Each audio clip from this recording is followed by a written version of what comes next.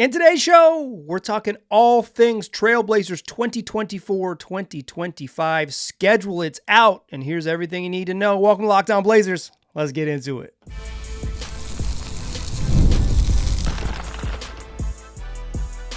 You are Locked On Trailblazers, your daily Portland Trailblazers podcast, part of the Locked On Podcast Network.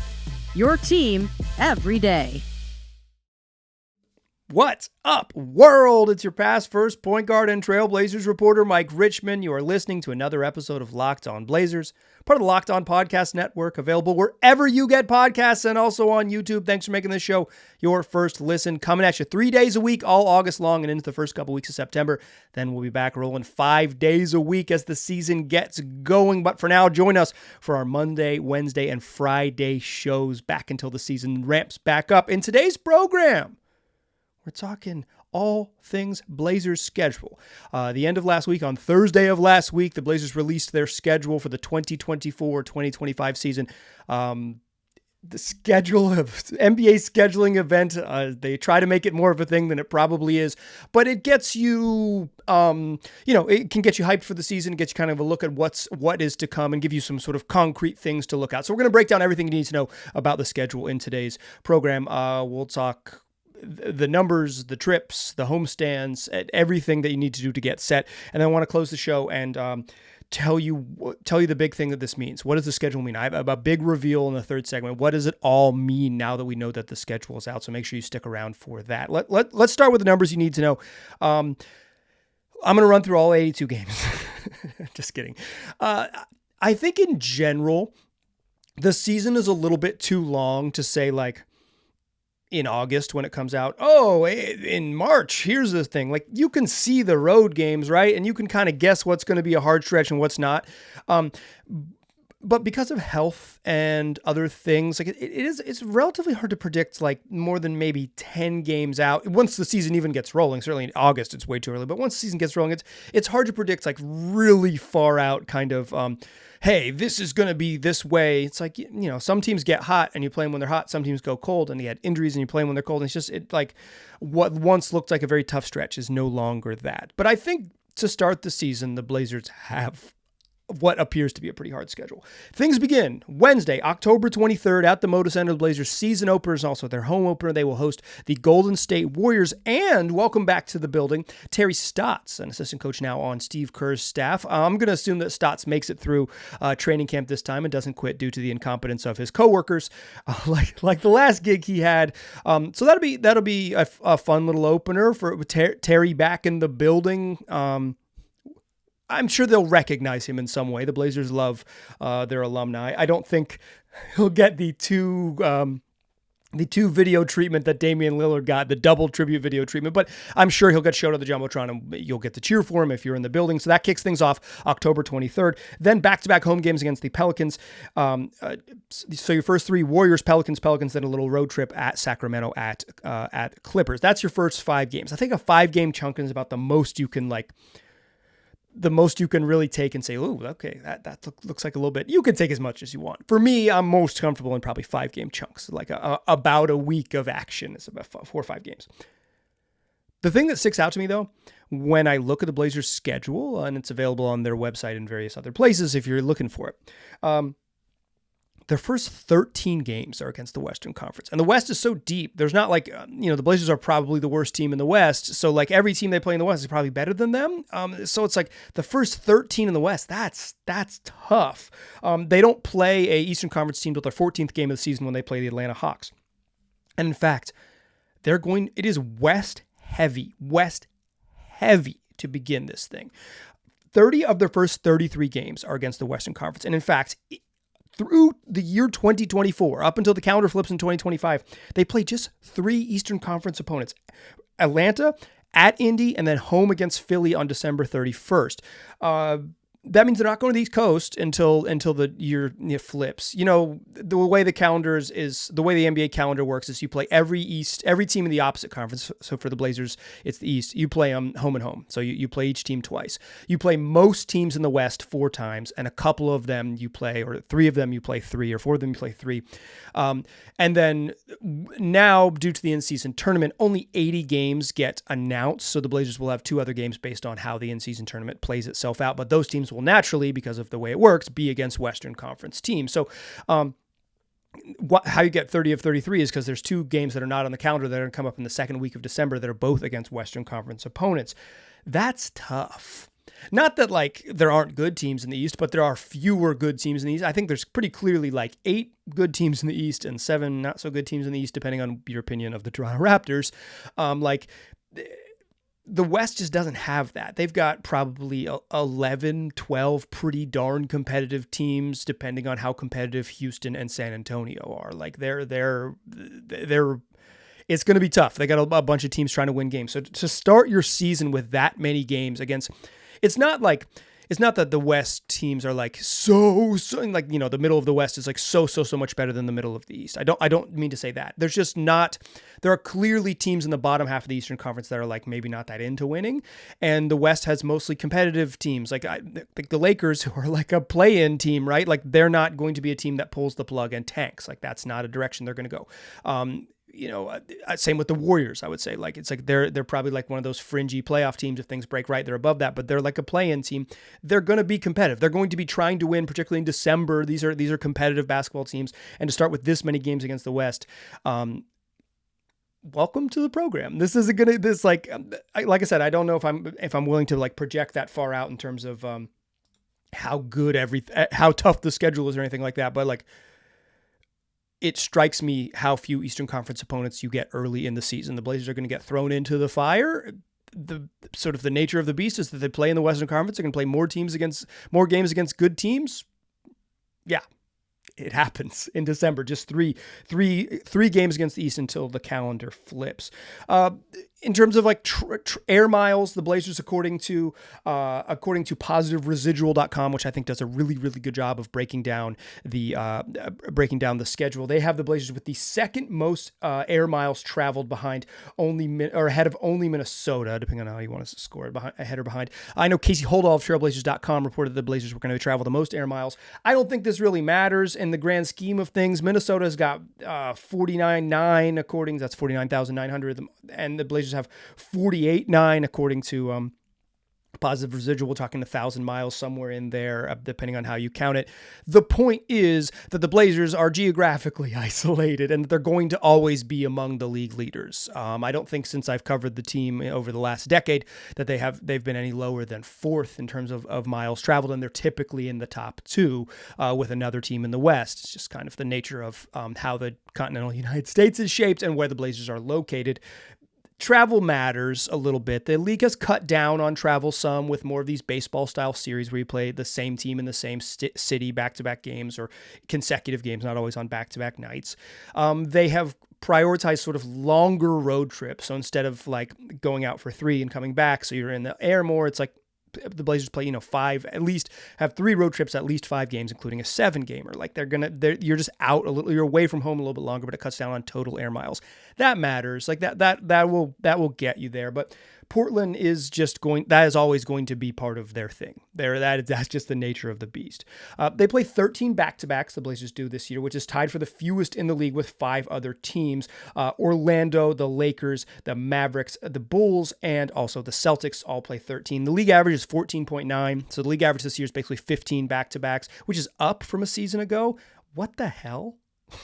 What the hell? The NBA, that is among the things that I will get riled up about in terms of scheduling. The NBA not going the other direction and drastically reducing back-to-backs based on everything we know about sports science and the human body's bonkers, insane, insulting to the athletes, the world-class athletes in the NBA. It sucks. That is just bad business. It's bad business. The NBA has a regular season basketball problem, and adding more back-to-backs makes it worse. That's terrible job, Adam Silver, the Blazers on the low end of the back-to-backs with 13. Positive residual also tracks the rest advantage games and the rest disadvantage games. That's when you come in and you have had one day off and your opponent is on a back-to-back. The Blazers will play 11 games with a rest advantage this year, which is right around the league average. The New Orleans Hornets only have 4 rest advantage games at the low end, and Brooklyn has 15 rest advantage games. Golden State has 14, and there are, It's 7 other teams, 6 other teams along with the Blazers who have 11 rest advantage games. So right around league average, it's 11. Rest disadvantage games, when you have played the night before and your team has your opponent rather has one night off. The Blazers have 9, which is slightly below the league average. They're right in the middle for rest advantage, rest disadvantage games. According to John Schumann of NBA.com, having 2 days off versus 1 day off has not proven to be a major difference. It's the 1 day off versus no days off that has proven to be a difference in terms of outcome. So these are rest disadvantage and advantage games where you've played and the other team has not, as opposed to the 1 day off versus 2 days off, because these guys are really good athletes and 1 day is, I guess, all that they need. Okay, the final numbers that you need to know here. The Blazers' longest homestand, the longest time they'll be home all year long, let's do this in reverse. The longest road trip all season long is at the end of February, stretching into March. There's 7 games and basically 2 full weeks on the road, February 24th to March 7th. That's a long time away from home. The back half of those games is a long time away from home. Once you get to game 6 and 7 after you've been gone for 2 weeks, those are challenging games to win. The Blazers are going to end up in Boston, so those are tough ones in end of February and March. But then they get back in March. They're home for a couple of days. They go for a little quick 2-gamer, and then they're back for 7 games and 2 full weeks from March 12th to March 25th. So it kind of balances itself out. Long homestand or long road trip, and then a long homestand to follow. Those are the numbers you need to know. I've got some other stuff you need to know, including national TV games and what the Blazers in-season tournament looks like. That's what we'll do in the second segment. Join me there, won't ya?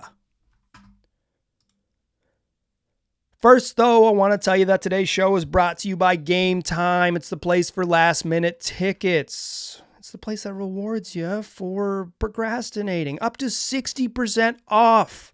Up to 60% off tickets when you wait till game day to purchase.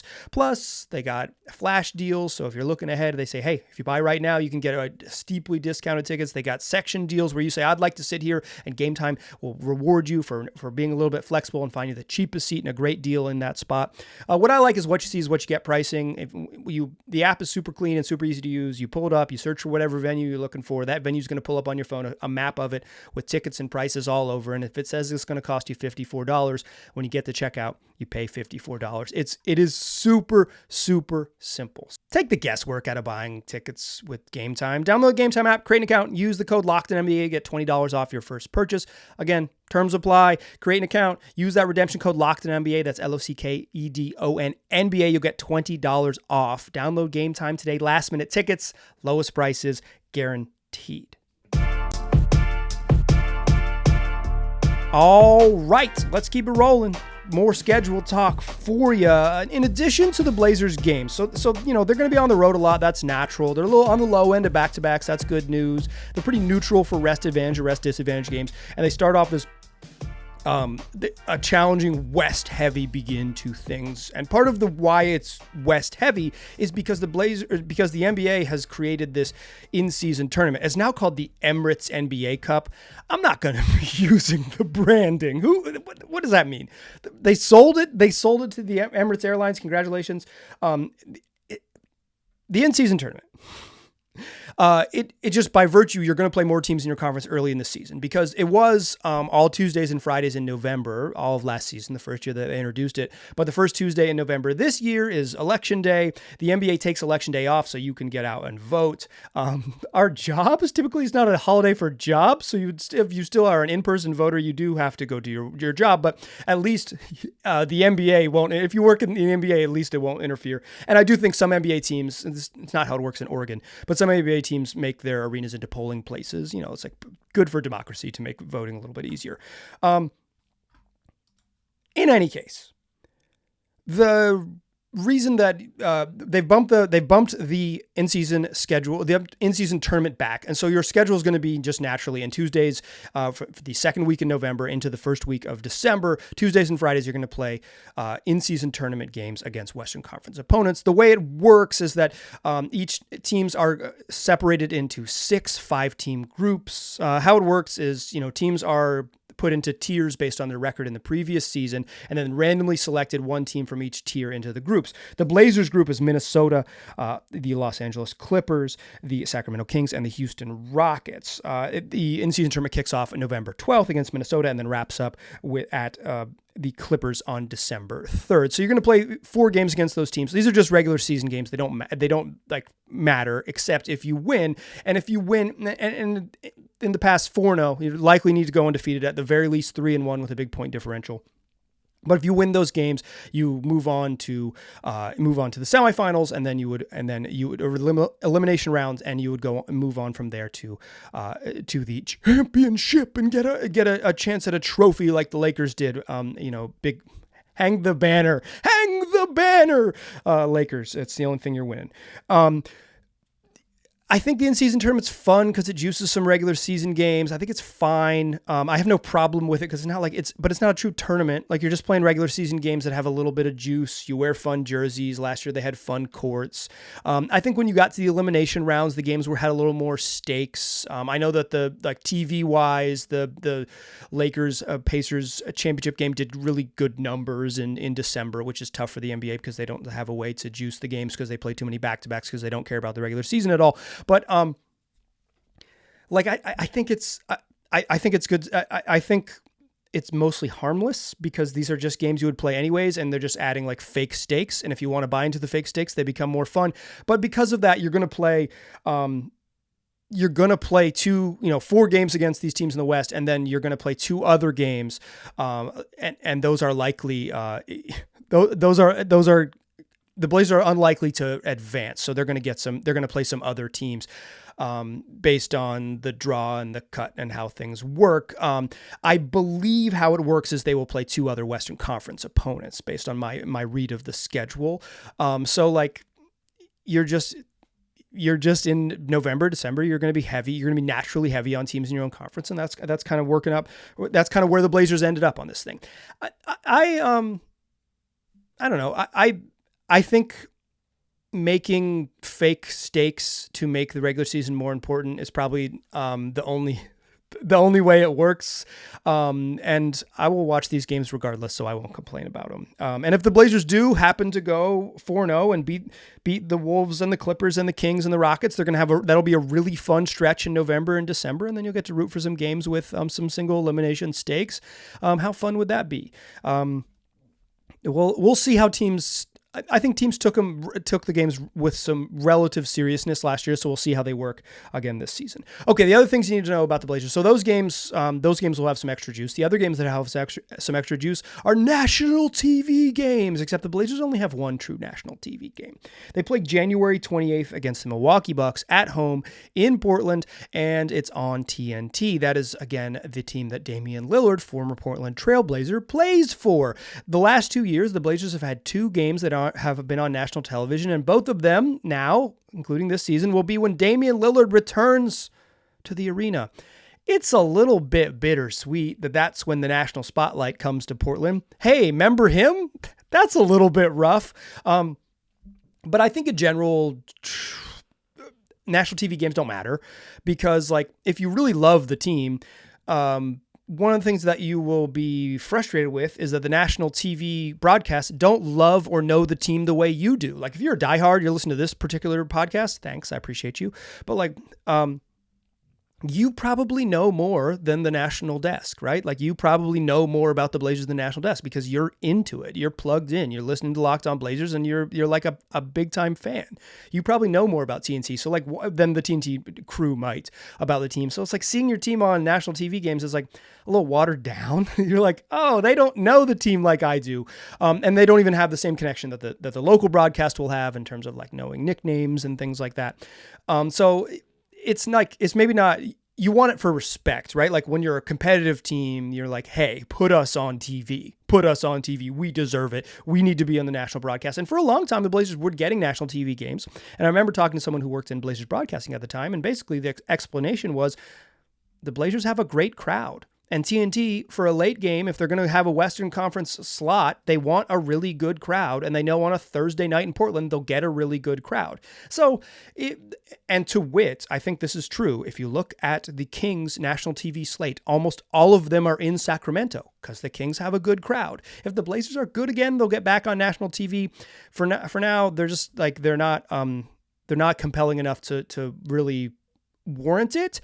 And like I said, it's only like a status thing. It's like a how popular are you? And like the Lakers and the Warriors are on national TV a lot because they're popular, right? These are big popular brands. It's not exactly like a perfect distillation of talent. It's not like this team's good and now they have an equal number of national TV games. Some of it's just like eyeballs, but the Blazers have the right sort of combination that if they were good again, they'd be on, I have no doubt they'd be on TV with some regularity again, to wit, the Sacramento Kings, a pretty good example of exactly this. Other than the TNT game, they have 3 games on NBA TV. That matters if you are out of market and not a League Pass person, because if you're not a League Pass person, that's going to be your opportunity to watch them on like easily. If you are a League Pass person, those NBA TV games kind of suck because you can't watch them on League Pass. So it's and the Blazers have tomorrow's show talk all about the Blazers' new TV deal. There's some they've Root Sports is gone and they're headed to over-the-air broadcasting and probably some other solutions for those of you outside of the over-the-air market. But that's what you need to know about the big in-season tournament games and the national TV games. We talked a bunch about the schedule, and here's the big reveal. What does this all mean? What does this all mean? What does it all stinking mean? Well, I got that secret for you. Join me in the third segment. First, though, I want to tell you that today's show is brought to you by BetterHelp.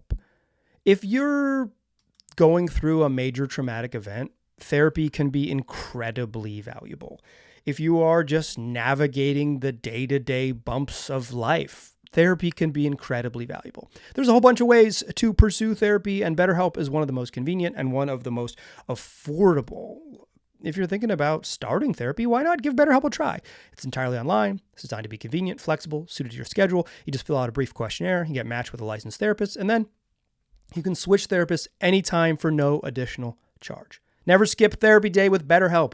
Visit BetterHelp.com/LockedOnNBA today to get 10% off your first month. That's BetterHelp, HELP.com/LockedOnNBA. Still a pass first point guard. I'm still Mike Richmond, and you are still listening to Locked On Blazers. What does it all mean? 80 games with 2 more to come. An in-season tournament. National TV games. Road trips. Homestands. Rest advantages, disadvantages, back-to-backs, all of it. What does it mean? Good thing you stuck around. I'm about to tell you. It doesn't mean anything. Nothing. Nada. Zip, zilch, zero. Doesn't mean anything. Positive residual. I told you that they do a really good job with schedule stuff. I think in season, particularly when you're looking at little snapshots, they do a really, really good job of just saying like, okay, who's got, particularly heading down the stretch of the season, who's got the toughest remaining schedule, right? I think they do a good job. Right now, I'm recording this on Sunday, August 18th. You're listening to this to Monday, August 19th episode. So like middle August, the Blazers have the toughest strength of schedule of any team in the NBA when you factor in travel, when you factor in back-to-backs, rest advantages, rest disadvantages, and the win percentage of the prior season against other teams. The Blazers have the toughest strength of schedule of any team in the NBA. Yeah, doesn't mean much to me. Here's the thing. Here's the real simple math. When you're bad, you're going to have a tough schedule because every team is better than you and you don't get to play yourself. Good teams particularly often have easier schedules. You know why? because they don't have to play themselves. They don't have to play themselves. They don't have to play a team that wins 70% of their games because they are the team that wins 70% of their games. A bad team is going to naturally have a tougher strength of schedule. A bad team in a geographically isolated location is naturally going to have a tougher strength of schedule. The Blazers were always going to play up against it during the season regardless. They were going to be in a tough season. No matter how these 80 games plus 2 to be announced later shook out when they released the schedule, the Blazers were going to have a challenge. Friend of mine, friend of the program. He hasn't been on the show in like 2 years, but friend of mine, Jason Quick. When we've worked together in various capacities over the years, and he would encourage me when the schedule would go out to sit down with all 82 games and just say win, loss, win, loss, win, loss, win, loss, and say, okay, now that you've done it, now the schedules get out. Like, Mike, tell me what you got. What's your prediction? What's your win loss prediction? And I would give it to him and always be wrong, and he would be wrong too, and we'd be wrong in different ways, and we'd discuss which games we thought they would win and which games thought they wouldn't win. And some years I would be the hater, and some years he would be the hater, and it would be a fun little exercise, right? But it wasn't particularly predictive. It wasn't particularly predictive because who freaking knows what the season is going to look like? Here's what you know when the schedule gets released. This is why it means nothing. When you and your friends can go to a game. You can look at the calendar and decide when you and your friends can go to a game.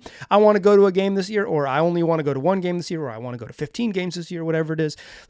And you can pick out the schedule that works for you. You say, I really want to see Dame come back. End of January against Milwaukee, it's going to be an expensive ticket because what the team calls dynamic pricing. The pricing is about to get super dynamic for that Dame game. And you save your money so you can be dynamic too. That's what you know. That's what you know. I think it is telling that the Blazers have, the first half of the schedule is like Western Conference heavy. And so by virtue, the second half of the schedule will be a little more Eastern Conference heavy. It should lighten up in the back half of the schedule, like in theory, right? But some of those are on the road. Some of those are, further travel, all of those things. It's hard to know who's going to be good and who's going to be good when. And again, who gets hot and who doesn't get hot? Do you play a team when they're missing 3 guys, or do you play a team when their 7th man has been shooting 47% from 3 for a week and he stays on a heater and goes 8 of 9 from 3 and you had no chance because, God, Luke Kennard is nuts right now, right? Oh man, we really caught Cody Martin on the wrong day type of thing. I think when you get closer and you dial in, you can say, oh, this stretch is hard. Jared Dubin, who writes the newsletter Last Night in Basketball, did a stretch of here are the hardest 5 and 10 game stretches of 6, 7, 8 teams in the league, and he highlighted on the road against tough opponents. But even then, Jared, who's really smart, says this is what appears to be hard in August, and I think that's why this means nothing. This means nothing. If I thought the Blazers were going to win 23 games on August, I don't know when the schedule came out, on August 10th, a week ago. And now, after a week, the schedule gets released. I think the Blazers are going to win the same number of games. If I thought this was a 23-win team, I think it's a 23-win team. The when and the where and the who of this doesn't really matter. This isn't the NFL. I think the NBA schedule is much more akin to the baseball season schedule. When do we play these dudes? That's what you're looking at. You're looking at travel stuff, right? You're looking at, okay, I live in Nashville. When does this team come to Memphis? That's what you're looking at. Okay, my grandparents just moved outside of Minneapolis. When do they come and play the T-Wolves, right? That's what you're looking at, right? I want to make a trip to Portland, but in terms of overall impact on the Blazers, in terms of overall impact, their strength of schedule was always going to be among the hardest in the league because they're one of the least talented teams in the league. That's just factually true. I'm hoping it's not for long, y'all. I'm hoping this is not the case for much longer, but it's just factually true right now. Because of their talent level, because of where they are in the country, and because of that the league is divided east and west, they were always going to have one of the hardest schedules in the league. The schedule release is fun. It's interesting. I enjoy kind of looking at it and thinking woo, March is weird. You're on the road for a long time and then you're back home for a long time. Gone for all the first half of March, back for all the second half of March. I like thinking about it and thinking about the rhythm. I love the NBA. I enjoy covering this basketball team. Like I get excited because every team gets 82 games, like 80 now the schedule works, but every team gets 80 games released with more to come, and you can kind of look ahead and think about that when the season starts on October 23rd, that it rolls along for 6 months and it's darn fun while it happens, and then you get the playoffs and all of that. I like that. But in terms of predictive power, ain't nothing changed but the address. And by that, I mean now you have 80 addresses of where the games are going to be played. Here's a good thing about this podcast is that regardless of if they release the schedule or not, we were still going to keep rolling along. And whenever they do have games, we cover them here. That's what we do 5 days a week when the season starts. For now, we're 3 days a week, and for the rest of August and in the first couple weeks of September. I'm going to roll out some shows early this week. You listen to Monday's show. It's going to come out on your feed on Sunday. On Tuesday's show is going to be the breakdown of the Blazers television deal and all of the things that entails. So look for that when they've got a new deal. They dropped Root Sports onward for the Blazers, and probably easier for you to watch the games in some capacity unless you were roped into signing a long-term contract with Comcast. Shout out to my friends who did that. That's what we'll do, and then we'll have a third show later this week. That's it for the program. I appreciate you listening. I'll talk to you soon.